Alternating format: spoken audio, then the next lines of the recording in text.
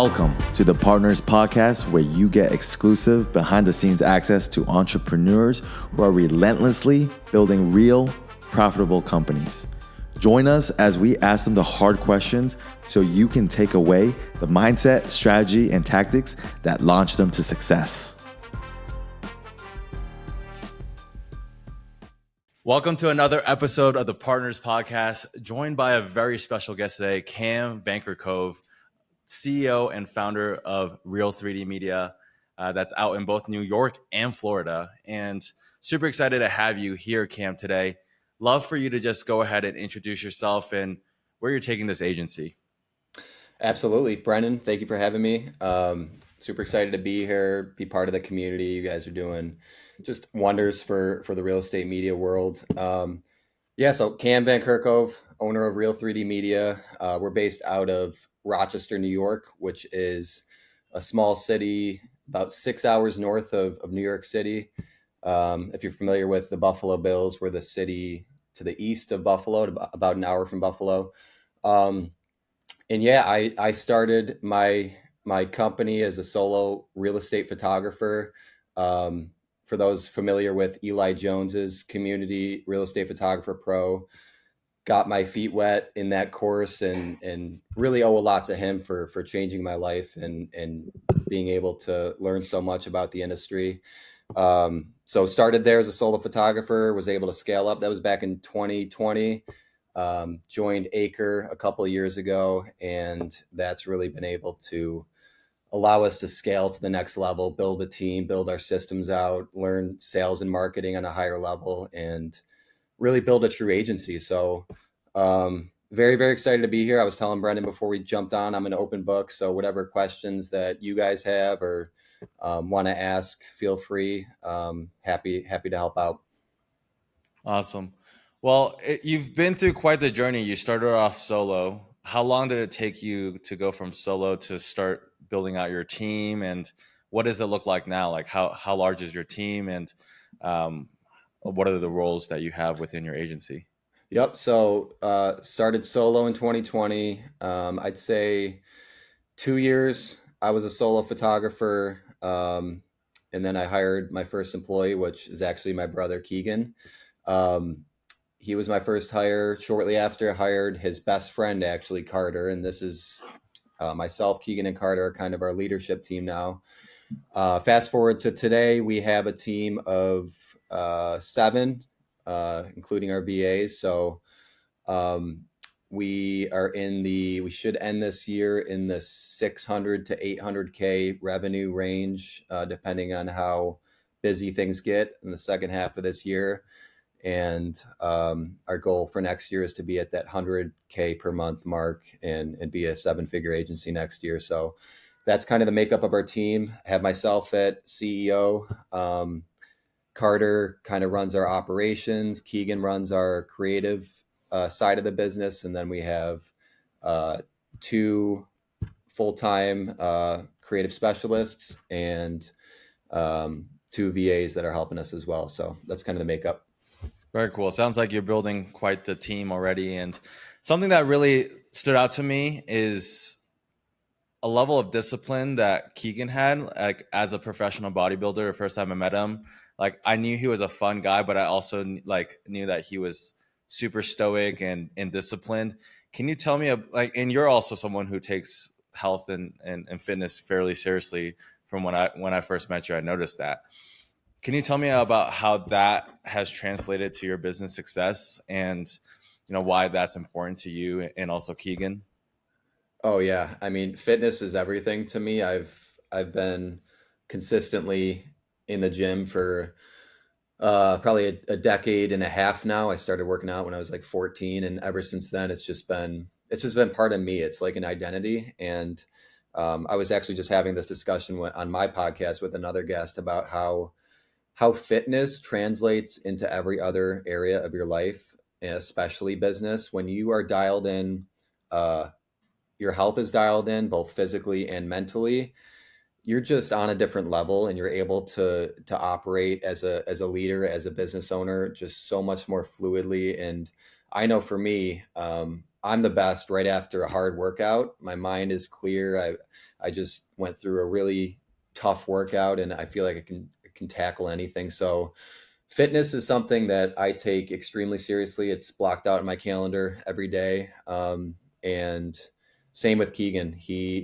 And unfortunately he's more muscular than me, and he's 6 years younger than me, but that's a different story. He is um, the same exact way. And with Keegan especially, I think what's led to so much growth for us is he is so invested in the business, and he has profit share, so he wins when the business wins. But having a leadership team, and Carter too, like both of them are so invested in the growth of our company and the direction we're heading. And I don't feel like we would be on this growth track, growing as fast as we were, unless if it wasn't for the three of us building together. So I know that kind of got off track there, but having a leadership team who is just as invested in you as you are in your own businesses has been huge for us. Yeah, that sounds awesome. And to be able to work with your brother at that level, that's like most people, they're scared of family businesses, but it sounds like you both have like similar values, similar goals with the agency, and it's cool to see where you guys are building there. When it comes to the stages of growth, like for you, what are like some of the big hurdles that you've had to overcome as you scaled your agency, like between like your mindset shift and like strategies that you're taking on? When did you decide it was like the right time to bring on another team member? And then how do you go about deciding when to hire new team members or going about expansion efforts? Yeah, I think it's a constant balancing effort, knowing when to hire and when not to hire. Um, I would say you, you don't want to wait too long and be completely stressed out of your mind where you can't even think about hiring and building out a hiring process. And so I would say when you start to feel like 75% like capacity, that's when I would start to think about hiring. As far as like some challenges, management is hard. Like management is really hard. It's something that doesn't come naturally to me. I've had to work at it a lot. I've read a lot of books on it, on leadership, on management. It's a skill in itself. And if you are planning to build a business, you need to either cultivate that management in yourself or find someone who can be that manager for your company, because otherwise you're going to be all over the place and not systematized and just not set up for growth at all. Um, so that's been a challenge. I think another big challenge for me has been um, letting go of my ego a little bit. And what I mean by that is I am not the best at sales. I'm getting better. It doesn't come naturally to me. But Carter on our team is very good at sales, like better than me at sales. And I've had to kind of take the back seat a little bit, even as the owner, as the CEO, in letting him jump on the majority of our sales calls, because I'm the type of person, I'm a people pleaser, trying to be less of a people pleaser, but that's how I grew up and that's just how I am. He is not. He will dig into pain points on sales calls. He will probe, he will ask those hard questions that I just won't do. And it's, to be frank, it's led to more success on sales calls, having him taking them, and me really learning from him doing them. So I would say, and like my superpower is really in the marketing side of things. I would say I'm really good at marketing. I'm really good at uh, building relationships, at networking, authentic like relationships with people. So having the right people in the right seats. I don't know if either of you guys have read Traction. That's a book that I have it right next to me, actually, right here. And that's been a book that's absolutely changed my mindset. It's the number one, my favorite book, probably favorite business book. Um, so being able to let go when you know that, because a business as a whole needs all these parts to run. And you can't let yourself and your ego get in the way of making sure those parts are fulfilled to the best like extent. So that's what I've learned as we continue to grow and scale, is getting out of your own way sometimes.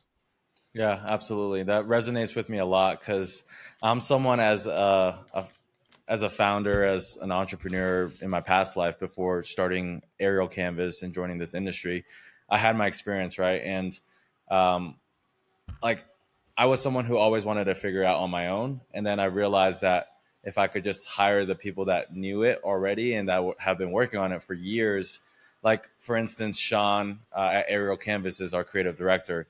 He knows cameras like I know Pokemon, and I was obsessed with Pokemon back in the day. But now I'm not as good as a Pokemon master. But it's just really cool to identify what you're not good at and be able to find someone to fill in that gap. And I think that's the biggest strength as a seasoned leader, is realizing that you can't do it without your team, and your team makes you that much greater if you're able to like really capitalize and put them in a role where their strengths can shine. And it sounds like you've done that with Carter in sales, with Keegan in the creative, and you owning the marketing side.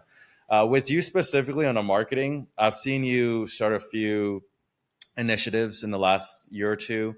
I see you post a lot more consistent reels. You use what's trending on social. You're doing a podcast. I believe you also work through Agency U, right? Another mastermind.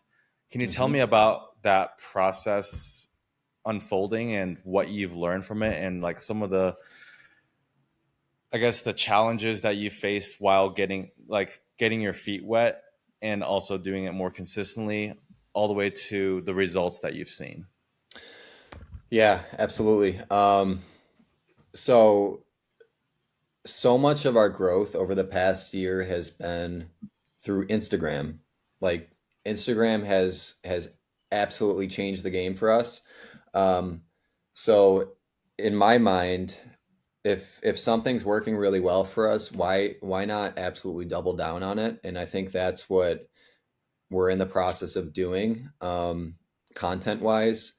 So and how it kind of started for us is we had one of our walkthrough reels go completely viral, and I'm talking like 100,000. Some of them got millions of views, and I realized the power of that. When that happened, we need to keep doing this. We need to keep creating as many reels as possible and doing the same thing, and that's what we did. We followed the exact same formula, and the reel that works for us is a caption that says what X amount of dollars gets you in, for us, Rochester, New York, whatever your city is. And that reel has performed over and over and over again. And um, it's allowed us to grow. We're over 20,000 followers on our Instagram account now. And those are real followers, right? I mean, and I'll admit, in the beginning, when I started my Instagram account, I went to those sketchy websites. I bought a couple of followers to get the account going. I'm sure like other people can relate to that. This 20,000, this is 20,000 real people. And the best part about it is Instagram's algorithm is so good now that it actually pushes your content to it's localized content. So a lot of those followers are Rochester people and Rochester local businesses. So we have had so many freaking opportunities come our way through our DMs of businesses who have just seen our content and want to work with us. And I guess to that point, we have we've gone all in on our Instagram. I know there was a question in ACRE before about how do you successfully make social media work and like outsource it?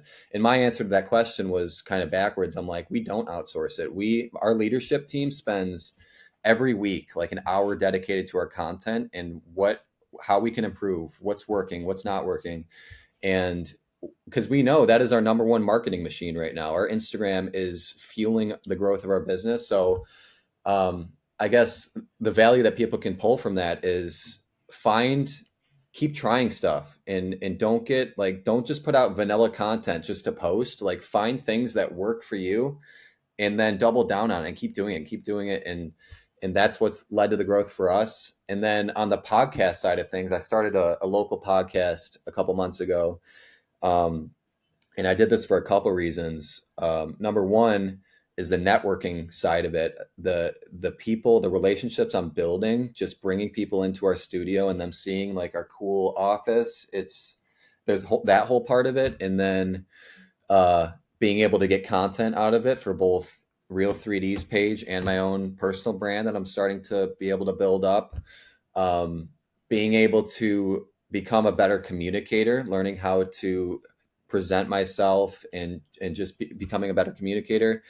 And then there's a couple other benefits I can't remember off the top of my head, but I urge everybody, if you can start a local podcast, and we have an in-person studio, so it's easier for me to get people to come into our office and stuff. But if you can even do a virtual podcast with top producing agents in your area, business owners that you want to connect with, I brought some of our best clients in and nurtured that relationship and been able to really solidify that partnership with them, and then brought other top producing agents that we don't currently work with, but now they see everything we got going on. They're like, shit, these guys are the real deal. And we've had some big clients that we've been able to convert because they see what we're doing. So the podcast has been an like massive win so far, and I'm just excited. I actually wake up more excited to do the podcast, and I'm actually doing all the editing myself right now because I want to make sure that these clips are communicated exactly how I want them communicated, and I can analyze how I'm talking to people. And so I'm super passionate and pumped up about the podcast, and it's just another like content pillar for us in our brand. So that was kind of a long-winded answer, but yeah. Yeah, for sure. And that's like the exact reason why I started the podcasts for both ACRE as well as this podcast I recently invested in called Learn Videography. Just an amazing way to connect with other business leaders because, like, who doesn't want to be on a podcast that's trying to make an impact on this world, that wants to create influence, that wants to be a leader themselves? And it's just such an easy into a conversation. Even someone you don't know, right? Like on Instagram, you can just be like, hey, you want to come in our studio and do a podcast. You want to jump on our podcast. And as you build more of a influence there, you're able to use that as leverage for them to go out of their way to come do a podcast. Now you can say, hey, we just had this person and this person on our podcast. Would you like to be part of it? And they're like, wow, you had like that top producer. I'm in. So there's a lot of leverage there, and also the rapport, like you said, the ability to be in the same room and start a conversation about business outside of the actual podcast, to have an easy foot in the door to be like, hey, what are you doing for your content, or are you investing in doing stuff like this? And a lot of times people, like, if you're able to create some deliverables, right, the short form content for them through the podcast, they're like, ooh, I want more of that. Like now you've introduced them to like the power of short form content.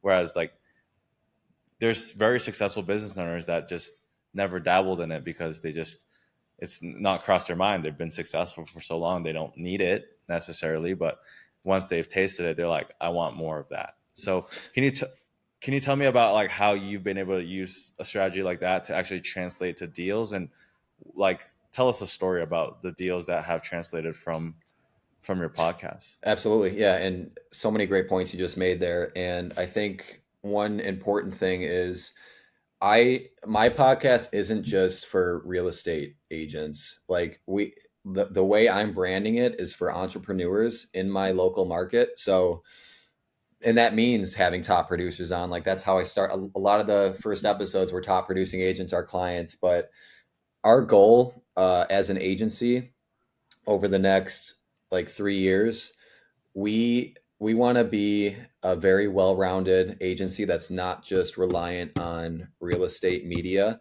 Um, I think we'll always be in real estate media in some form, but we don't want to be dependent on how many houses are for sale in our market and how many agents are in our area. We're in a very small market. We only have 3,000 agents in our local market. So we have to find other ways to scale unless we want to go into other markets, which we have done, but I'll talk about that in a little bit.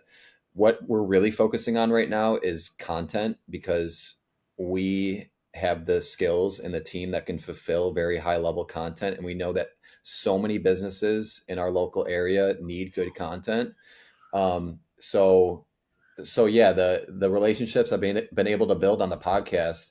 I mean, I had the CEO of a very large accounting firm in our local market. just had a really authentic, real conversation with him. Didn't try to sell him at all in the podcast. I was just like trying to learn from him about leadership and everything. The day after, his head of marketing reaches out and goes, we want to work with you guys. We need content. And that's leading to, I just closed the deal a couple days ago, a $2,500 per month content retainer, just like that, not even trying. And Amazing. so that's the power of it. And I know like this group specifically is very focused on real estate media, which is like I heavily believe in that. Like that's the core of our business, but we are starting to expand and be more versatile, being able to offer more services because it's such an easy fulfillment for us to, we already have the videography skills to be able to do that. But it is kind of a double-edged sword a little bit because I'm a big believer in focus and having a core offer as a business. And for the past, 5 years, it's been real estate media, but now we have this content offer, which is similar, but not the same. And you do kind of have to juggle between the two. But we know that the long-term vision for us is most likely content and higher level production, like commercial production, shoots is the direction we want to head in. So that's really the power that the podcast has allowed us to do is connect with these local business owners and entrepreneurs and really get our foot in the door. For sure. We had a question from Nick, one of our members. He says he loves the podcast. First off, I love it Thanks, too. Nick. At least Thank the you. clips I'm able to see. As you imagine, watching a full episode is sometimes tough, but I'll squeeze one in sooner than later.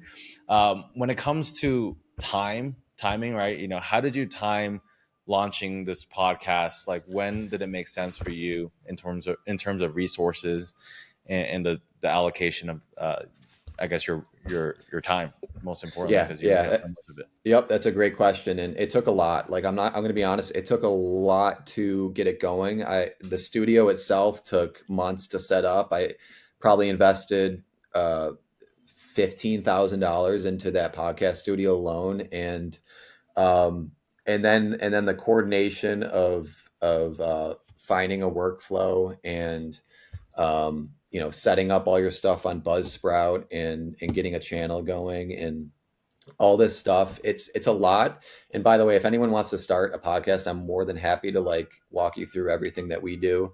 Um, but I think um, where was I going with? Oh, the like getting guests and stuff.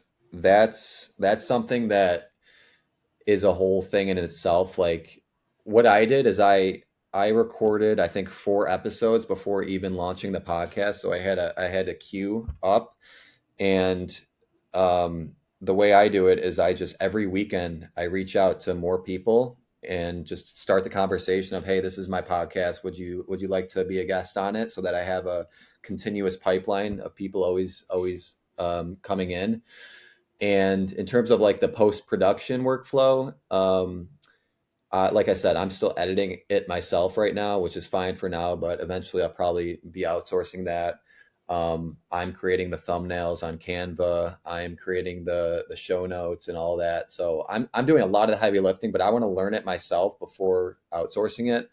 But Nick, to answer your question, it take your time with it. Like don't try to launch too fast. Like really understand like what your message is and the value you're providing to your audience too before you go and launch. For me specifically, I want to help people who are stuck primarily in a W-2 job transition out of that job and find success and financial freedom with entrepreneurship, because that was my life. Like I was an engineer. I went to school, did the corporate route, and hated my life and quit my job, and entrepreneurship has completely changed my life. So I am so passionate about that, and that's the overall goal of my podcast. It's not really to get business for Real3D, even though it's doing that as like a indirect result.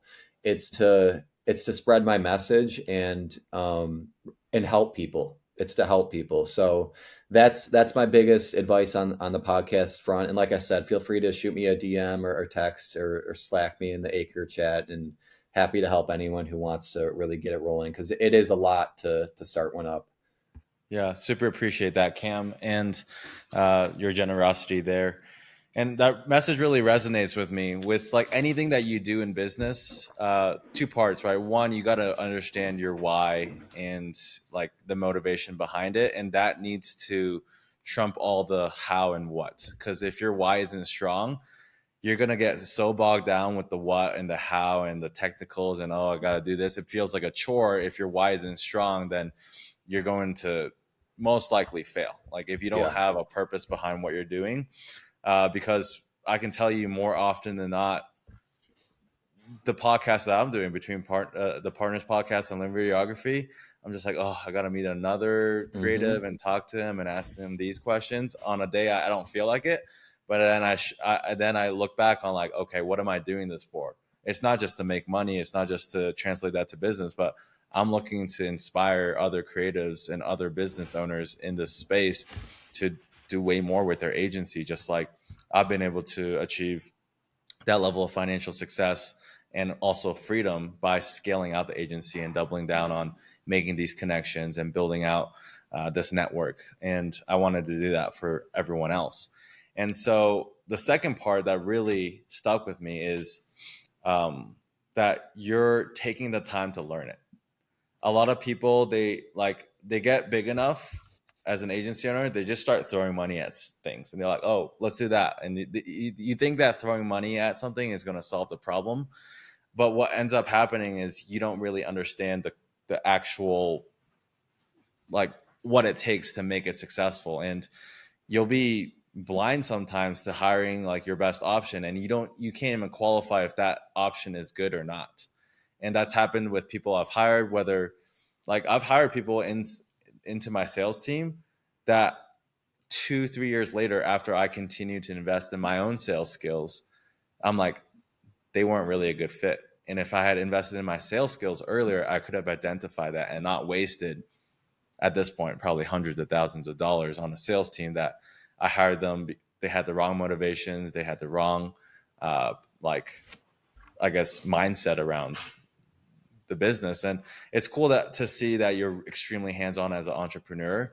And I think it's slow to start, but the compounding effects of Mm. investing into your own skills, at least, you know, for me, like if I'm starting anything, I'm trying to talk with a few consultants at first. If I'm trying to pursue anything, whether it's legal or it's a business strategy or it's a podcast or it's a marketing effort, I'm looking to the experts first. At least I'm jumping on a few consults before I say, hey, I feel like I know what I'm doing. I'm going to try to just execute. So I love that about you, is that you're willing to roll up your sleeves. Can you like expand upon that a little bit more in other things that you do? Is that how you approach everything in business? Like you get consulting, you roll up your sleeves before you say, hey, like let me expand upon this and start hiring out people in the team. Everything. I am all about uh, in investing in what I want to accomplish, and that could be business, that could be fitness, that could be relationships, anything. Like, I am always willing to pour back into the things I want to get better at. And so for business specifically, we talked about, I am in multiple different masterminds, ACRE, Agency U, Real Estate Photographer Pro, like all these different groups of people. And I spend quite a bit of money on all those, but I know that the result of doing that, it's always a good idea. And forget like all the material and the value that you guys provide at Acre. The community is what I care about the most. Like, the people you meet and connect with is worth it 10 times over to pay any sort of mastermind fee or any of that. So if I had to give a number one piece of advice for someone, don't be afraid to invest in coaching, in mentorship, in masterminds.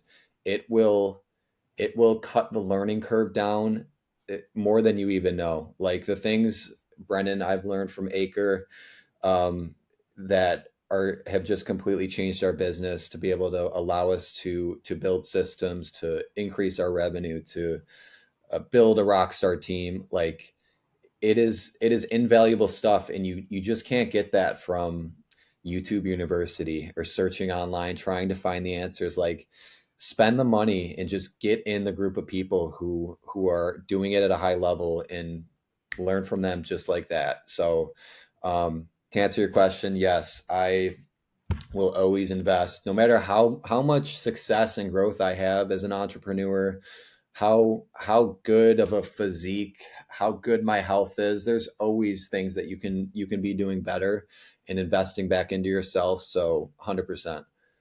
Awesome. What's the vision for Real 3D Media in like a couple years? I know there's that $1 million like revenue mark, which is a huge achievement. But beyond that, like what is it that you're looking to do with the company, and also for yourself? Are you looking to get the agency to a point where you can choose to chill out and work 10-20 hour weeks, or are you looking to continue? Like, do you have like a love for the sport and the art of Yeah. entrepreneurship that you feel like there's always going to be that next frontier? Where is it that you're trying to take this in the next 3-5 years?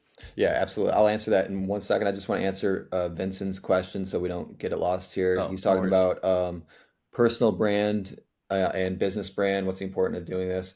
So for me, personal brand is everything. Like it, and I've always known I wanted to build a personal brand online just because I have messages that I want to get out into the world and build influence and build a following. I was just talking about this on a podcast as well. Personal brand is your reputation online. And the power of social media these days is being able to spread your message at scale to anyone in the world. And that's a crazy thing to me. And I don't think, I know we've social media has been a thing for a while now, but it's I think people still don't realize the power that social media is. So building personal brand for me is more important than building the business brand. And for me, the podcast is kind of that first stepping stone for me to be able to build that personal brand and have authentic conversations with people, clip that, have it for my social media, and start to build that influence. So I think every business owner should be building a personal brand alongside their business brand. And hopefully, I can be an example to other people in our space who are trying to build both up simultaneously. And we'll continue to find ways to do that. So that's the reason I'm doing it. And by the way, like if you don't want to build a personal brand, that's fine too. You can be a savage business leader in person and still have an amazing uh, career in entrepreneurship and not have like a bunch of followers and stuff. But it only makes things easier in terms of business development and leads coming in. And I've seen the power of it. So that's why I'm diving so deep into it. So hopefully that answered your question, Vincent. Um, but back to your question about like where I want to go, we actually just had our first quarterly offsite meeting, myself, Keegan, and Carter as a leadership team, and we used the book traction to map out everything we want to do. And we took an entire day on the weekend and just went through our vision. So over the next 3 years, we would like to shift more into content and videography and commercial production and still have real estate media there, but phase out the clients who only want photo only packages and don't really care about the value of their brand. They're more transactional. Like, go ahead, work with other photographers in our market. We don't want anything to do with that. We want to work with the agents who are spending money on videography, care about their brand and their personal brand, and like that's the clients we want to keep in real estate media. And then we want to shift our focus entirely to content and helping local businesses and even national brands, because our reach is so huge on Instagram now. We have brands reaching out to us from all over the place, and I can see so much more potential in that direction than just real estate media. So that's the direction I went ahead in terms of where I see myself in the picture for the business. I I always want to be a part of the agency. I would like to be less a part of it over the next few years and have my leadership team really take the reins and kind of take the direction and be able to focus more on the podcast. Because, like I was saying, I'm very passionate about that and would love to just grow that. But I don't know, man. I feel like I have so much entrepreneurial blood in me. I could want to start a entirely new business in a decade and go sell, I don't know, backpacks or something. Like that's just the kind of person I am. And I think I always want to be challenged in whatever I'm doing, whatever business, whatever venture that is. So for me, that's kind of my goals for the future. For sure.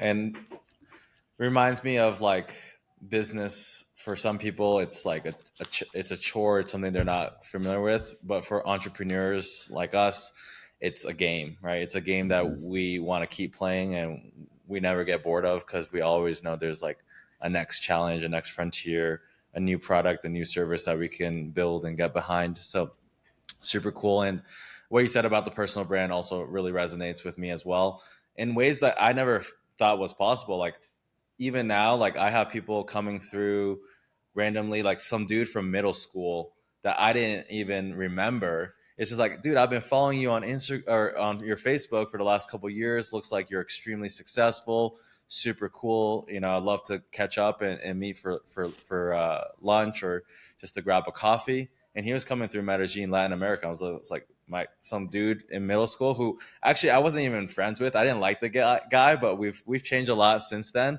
So my initial gut reaction was like you were kind of an ass to me in middle school. Fuck you. You know, that was my initial reaction. So I came back. I was just like, well, you know, I'm extremely focused on my business and my consultancy and a lot of these other aspects. Like, what exactly are you looking to catch up on? And then he unraveled that he was working on a tech startup in AI, doing like working with medium to large enterprise companies, 100 to 1,000 plus companies. He works with like Foursquare. I don't know how big Foursquare is now, but it's still a pretty sizable company, and a few others. And I was just like, cool, like, wow, like because of the content I was putting out, just occasional reels and like updates on my Facebook, that, you know, I was able to build up Aerial Canvas and a few other businesses I was working on. He came to me and he looked at me like I was the expert. And like within the hour that we had like an acai bowl together and walked around, you know, a shopping area, he was just asking me question and question and question about how he can build a personal brand and how he's looking to get more into, you know, developing his sales and marketing skills, though he has it down to a certain degree. And it was just so cool to see that unravel and a business opportunity to come out of it. He was just like, I need help with a website. I need help with in the near future, my marketing and personal brand. I would love to, you know, consult you more. And he was just like, it even got to a point where he, like, after the hour, he's just like, "Oh, I totally see why people pay you a lot for consulting, because like what I got from this one session is definitely going to change how I approach business in this coming year." So it was Yeah. really cool to see that unfold from just just from someone that you don't even know you're reaching, right? And that's the point I wanted to make right there is you don't know who's watching. Like the number of likes you get is not a good representation of the amount of people who's seeing your content and getting value out of your content and having an impact. Because I've had, just like you, I've had a lot of messages of people who I didn't even realize, like, you're following me, you've been watching my content this whole time. He's like, absolutely, like I'm getting so much value. I'm like, why aren't you liking it then, bro? Like hit the like button, hit the share button now. But there, it's, we don't realize the power. Think about, like, if you get 100 views on a video, think about 100 people in a room. 100 people is crazy. I mean, 1,000 people is insane. And like now my personal Instagram is getting thousands of views on every reel. And I'm just thinking about like the amount of people seeing my content, even though the likes might not be there.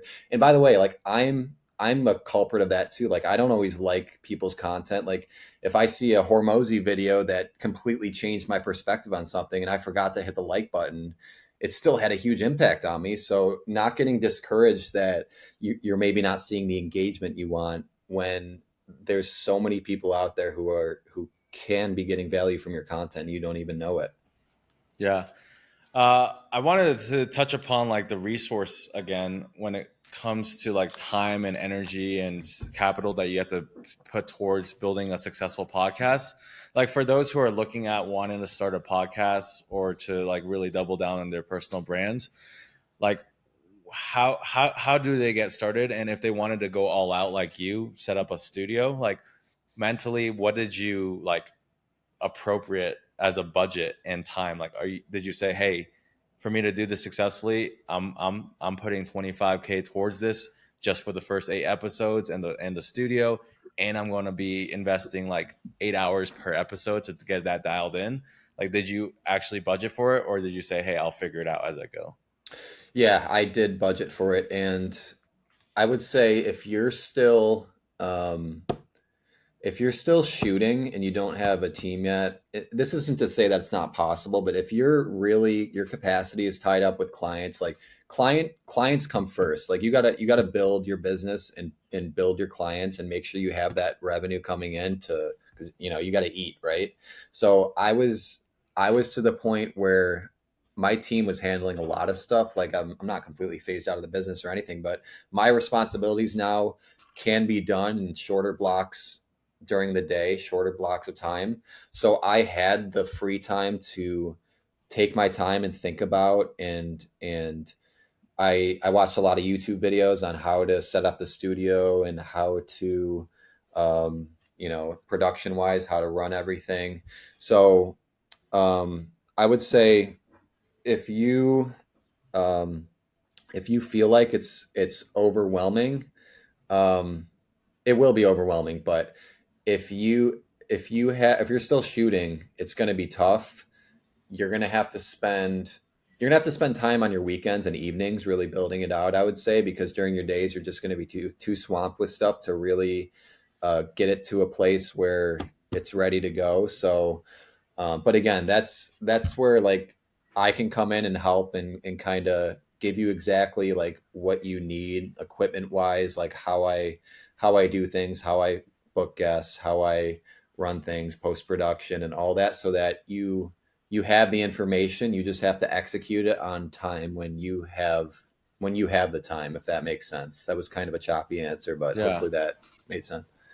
for sure.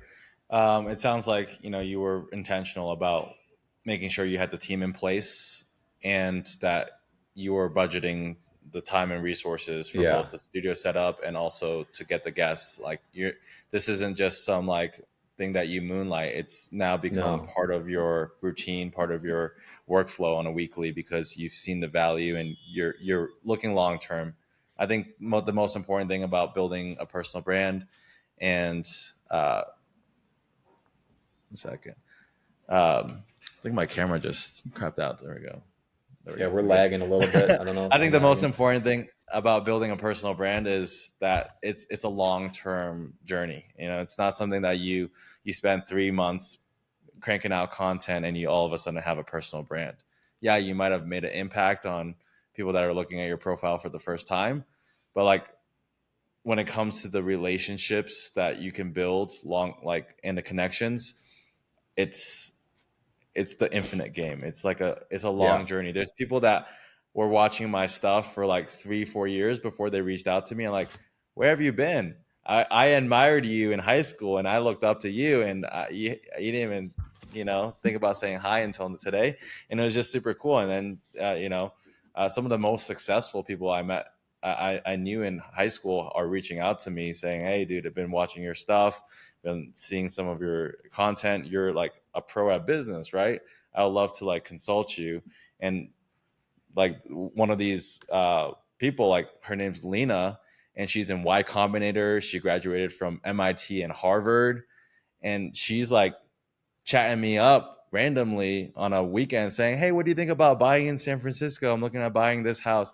And I would have like I thought she was like in terms of business and like smarts out of my league. I didn't think that someone who went to Harvard and MIT and also in Y Combinator running a startup would like value my opinion. Yeah. And then I look back on all the things I've achieved. I'm like, okay, I guess there's a reason why they reached out. So it's super cool to see that's happening for you as well. Let's talk about two more topics before we open it up for a quick Q&A. The expansion into Florida, what ignited that journey, and how did it go? What did you learn from it?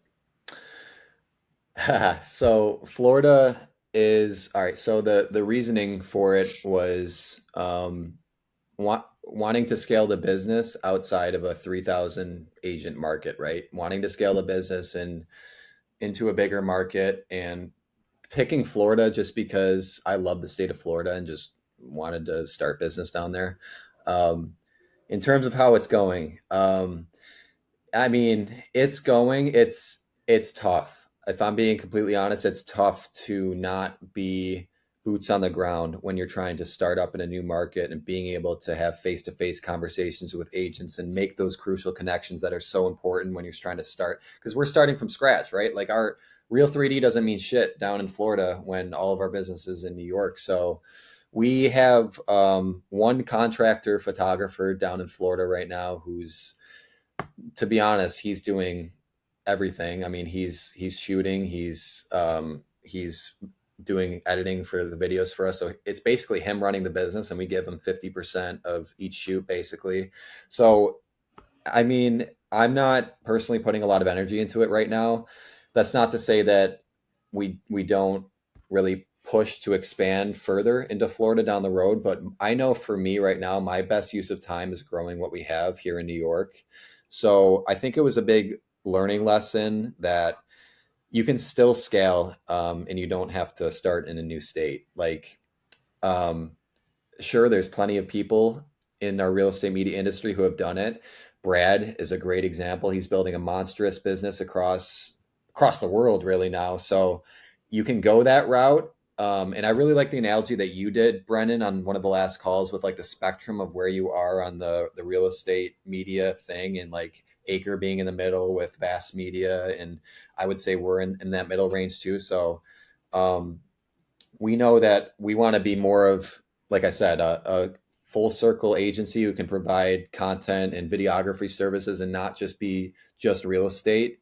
And you can win in either direction, right? You can scale and be like a, a real estate photography provider in all these different states if you want, or you can be a local killer media company, which is more of my vibe. And I want to do a lot for our city, and be like a really growing, thriving business in our local city and give back to the community and be known in our city. So that's the lesson I learned, that you can scale within your wherever you are. Like you don't have to expand into another market. Now, obviously there's caps on everything. If you want to go super big, you're going to have to expand like a lot. But Yeah. for us, so something I read in Traction that really resonated with me too is um, knowing how big you want to grow.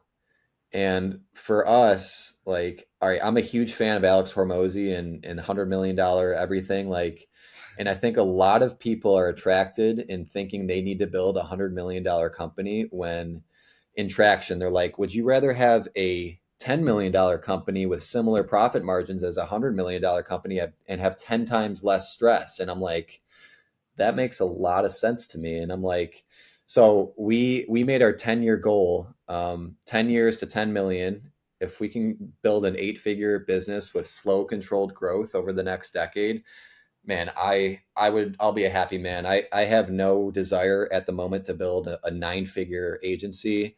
And things may change. Maybe I do want to go big at some point, but right now we want a killer smaller team. Smaller as in, still grow to like 20 plus people, but I could see us just being a killer 8-figure company. And that's kind of the vision I have. And so getting clear on where you want to go, I think, is Yeah. the theme of that.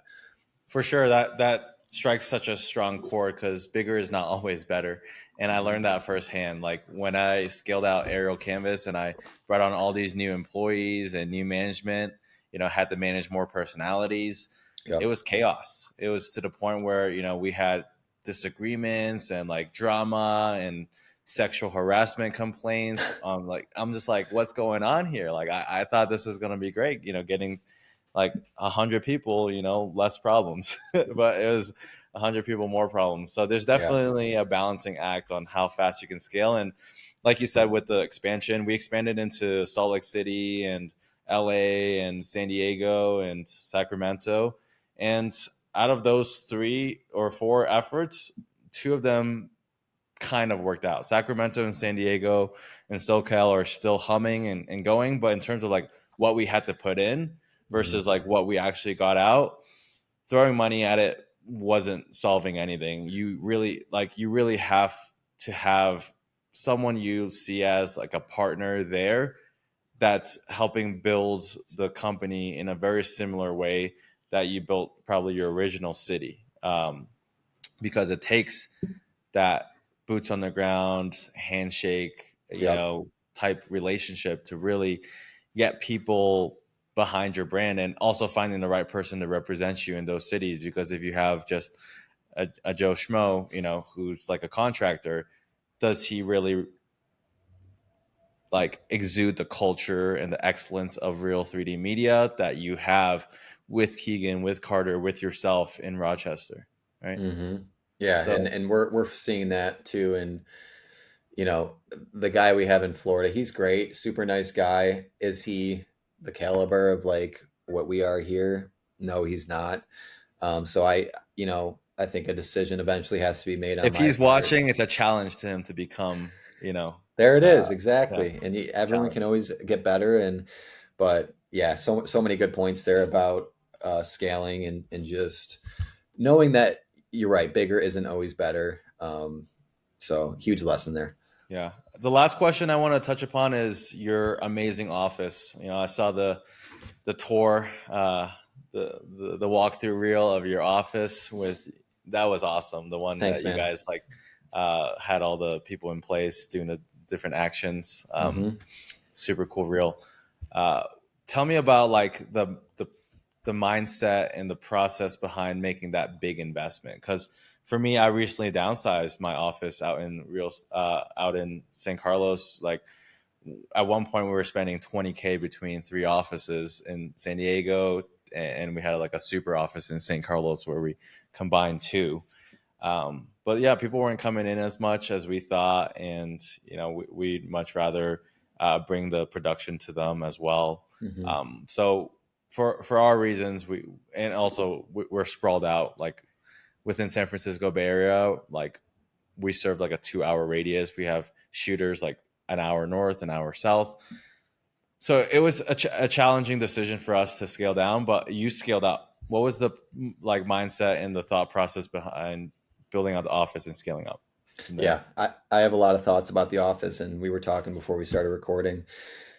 It's been a massive success for us overall. And so here's the thing: we pay $3,000 a month for a almost 2,500 square foot space, which just goes to show how cheap of a market we're in, because any other big city we're paying at least double in rent. And I've had people ask like how much we're paying, and they were just like $3,000 a month for all that space. So we're getting a huge deal. First of all, I wouldn't have pulled the trigger if we had to spend like double that.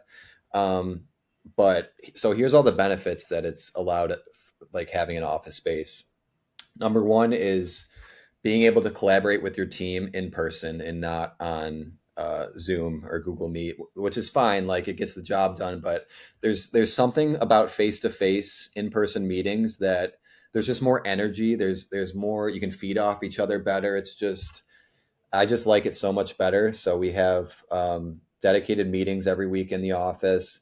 We have team dinners at the office now. We have a ping pong table in the office. We play games with each other. Like um, it's just a really great collaborative place for all of us to go and have fun and not just work, but also like hang with each other as regular human beings and like get to know each other. Um, the second part of it is the podcast studio, right? So having that studio there and being able to bring clients in to our office and have the big Real 3D Media sign up on the wall and look all legit and everything. I think done wonders for us, bringing clients in and seeing like, oh, these guys are for real. These guys are legit. And um, having that podcast studio in there is massive for us. So those are the two main reasons. I would say if you're a solo photographer or you even just have a small team right now, it might not be worth it yet to get an office space. But as you grow, I would highly consider it and make sure you can get it for a reasonable price um, that you can afford. But yeah, man. And I was very worried at like, damn, like this is like another salary I got to cover. Is it going to be worth it? But I can tell you 100%. We've been in it for probably 9 months now and have just squeezed every piece of juice out of it. Like it's been a massive win for us and very successful. And it took a lot of work. Like setting up the podcast, it took a lot of work to buy all the furniture, like set it up in the way we wanted, and build these giant set walls for our content shoots, and um, make sure that the office gets cleaned, and like now paying utility bills there, and there's all these little things. But at the end of the day, if we're trying to be a legit media company here in our city, we need a home base, and it's Yeah, been worth it to me. I love that. That's super cool that what I see that you consistently do is follow through. Like everything that you do, like it's not you don't just start something, but you're following through with like what it takes to make it a success. Because I think something that we did with our office, like we spent a lot furnishing it and building out, like getting the couches, getting the TVs, getting the Philips Hue lights set up, but we never like really doubled down on getting people into the office. Like with our team, we had to like we occasionally threw a pizza party and Yeah. we had lunches, but it still felt like it was like pulling teeth to get them in sometimes. And I think what you've done well is you've built a culture around that is the vibe you're going for, and that is Hmm. what you're trying to create. Like you took the time to build it out where people want to go in and people want to continue like building upon that. Yeah, it's a cool space. It's not a boring like regular office space. I mean, it's freaking. You walk in there, you're like, this looks like a dude perfect like kind of setup. We got the putting green on the ground. We got a ping pong table. It's like, what, like, do we even work here? Like that's the question we get a lot. And yeah, I think it's culture 100%. Like people are proud to come into the office. They're bringing like their friends and they're like, hey, look where I work. Look at this office space, and that makes me so happy. Like knowing that people really value it and enjoy actually going into the office. So 100%. Awesome. Well, I wanted to thank you for all the time that you've been able to provide us today. If you have a couple minutes, we have a few questions from the Q&A Yeah. that were messaged to me before this. So what would you say is like your best pro tip as an agency owner that's scaled to, 60, 70, 80K months? What is it, if you could give yourself like a tip, the younger version of you, what would you say to yourself if you had like just a minute? I would say never stop growing. And don't get too high on yourself. And I've been in those shoes, like, starting to hit 20, 30, 40K months. You start to like feel like, damn, I'm the shit. And then getting in a group like ACRE and seeing like the success Aerial Canvas has, Vast Media, Fly Listed, like all these bigger agencies. Um, Stay humble as you grow. Learn from those ahead of you, and more importantly, help those behind you.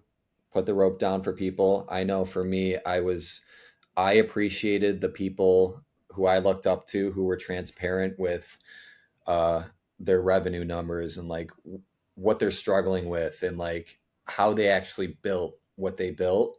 So that's all I'm trying to do is be a helping hand to people. I think the world needs more people who are helping without the expectation of receiving anything in return. So I would just say continue to work hard, put your head down. It's okay to go through seasons of what feels like a lot of work, 12-hour days, not seeing family as much. Like, it's okay to go through a couple of years to set you up for the rest of your life. So that's something that I've learned. And now I'm at the point where I don't have to put in 12-hour days.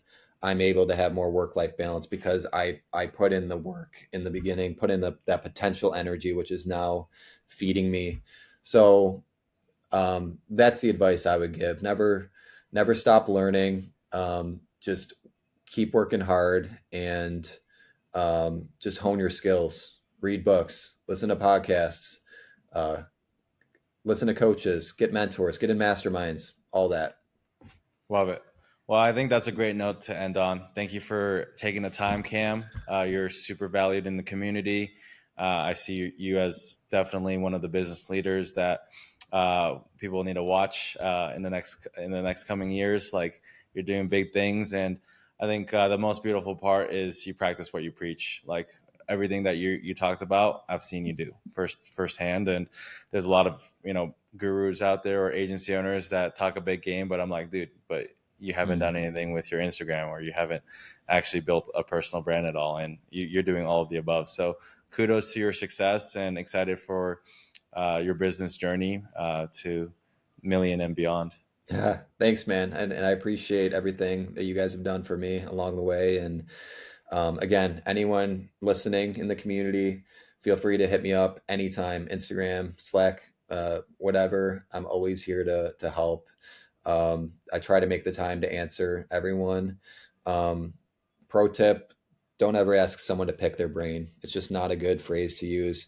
Just find a way to bring value to them, or shoot them a quick text with your question. Don't ask if you can pick their brain. So I'll leave it on that. Yeah, I know that's a pet peeve. There was someone in our free community that asked that to Andy Lassiter. He's just like, dude, this brain's expensive to pick. So like, just ask your question. Love it. All right. We'll talk soon, brother. Have a good one. All right, brother. Thanks. See ya.